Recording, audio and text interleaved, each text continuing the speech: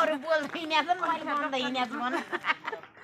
होइन म हिँड्दै चाहिँ सुत्छु गिन्छु है त्यो बोल्नलाई मान्छे छोटो छुट्दैन यो टपर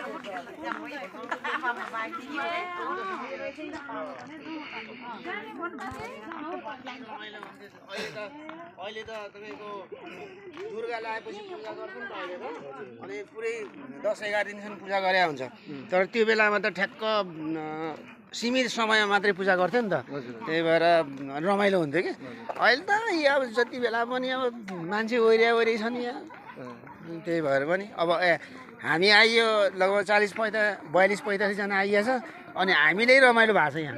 होइन त्यसै रमाइलो भएको धेरै ठिक पहिला त